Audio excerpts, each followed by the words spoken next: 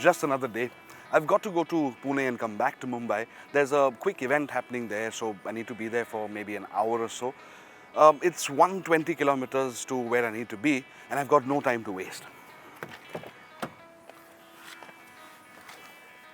All right, let's see what we've got. Okay, so the car's 99% charged. Shows me 335 kilometers of range. MG claims the ZS EV can do 461 kilometers on a full charge. So this drive should be easy. Let's play around with the modes a little bit and see how much more energy we can get. All right, it's time to go. We're off.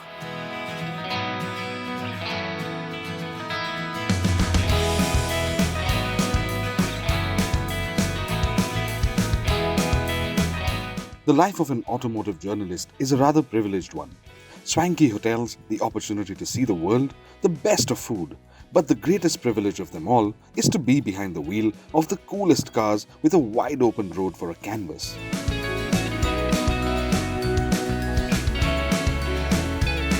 We are 60 kilometers from the city, and that's exactly the halfway point of where we need to be. So far, the car is holding up about 83% of charge, which in eco mode translates to about 290, 295 kilometers. That's not bad.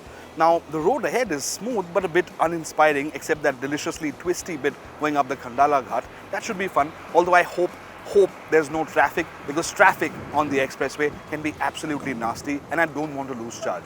Now, charging infrastructure, thankfully, is good in this part of the world, because there are fast chargers before, on and right after the expressway, but I don't have enough time to wait to charge, so fingers firmly crossed then. Soon, I was able to uncross my fingers because the drive towards Pune was an exceptionally smooth one. It was also rather beautiful, with the onset of the monsoon adding drama to the hilly surroundings. Of course, I did encounter traffic, but it wasn't too bad. I've done this drive probably hundreds of times now, but in an EV, because of the inherent quietness, it feels a lot more refreshing. There is one small concern that I do have on my mind, and which is that in Eco, it's showing me 287 kilometers of range right now. But if I turn the AC off, that immediately jumps up to 338. Now, yes, the weather is a bit tempting for me to roll down the windows, but this is a perfectly modern car. I don't want to be doing any of that. So I wish the air conditioning wouldn't bring so much of a noticeable drop in the range.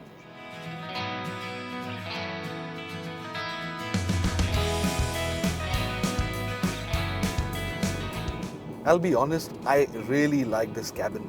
It's very well appointed and just the right degree of sporty. And what I also like is that the overall smoothness of the power delivery and the refinement just gets amplified on a drive like this. Anyway, that's the venue I need to be at. We're on time and with 61% charge still left, so the drive back should have no surprises, hopefully.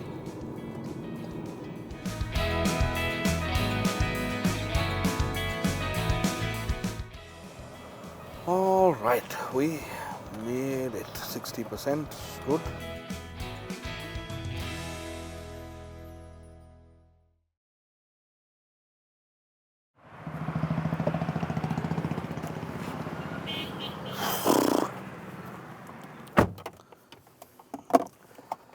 That was an absolute snooze fest. It was one of the most incredibly boring events I've ever been to. And now to go back to the office and file a report on it. Occupational hazard. I've never looked forward to the drive back more.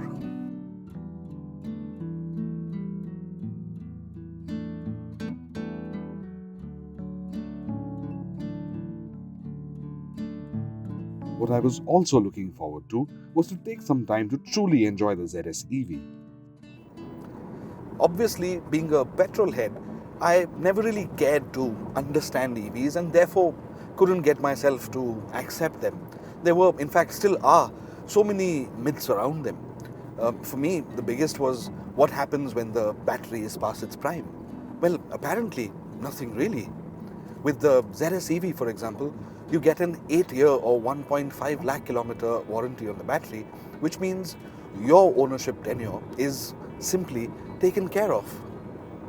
Hey, now we're back on the juicy bit, the twisties.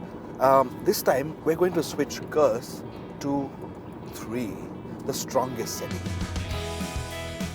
Curse essentially intensifies engine braking and channels the energy created during deceleration back into the battery.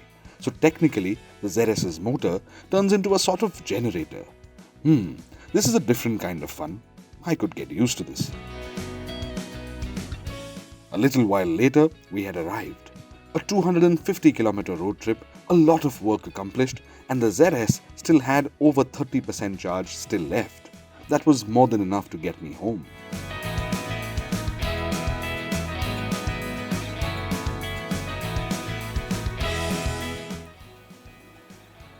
I have to say, the ZS EV isn't just about its novelty. Here's a genuinely practical car in a real-world scenario that not only gets you all of the nicest EV virtues, it's actually a very cool car that makes long drives such as the one I had today very comfortable and a lot of fun. Now for the not-so-fun part, I have to head upstairs to my office and file that boring news report. Tough life.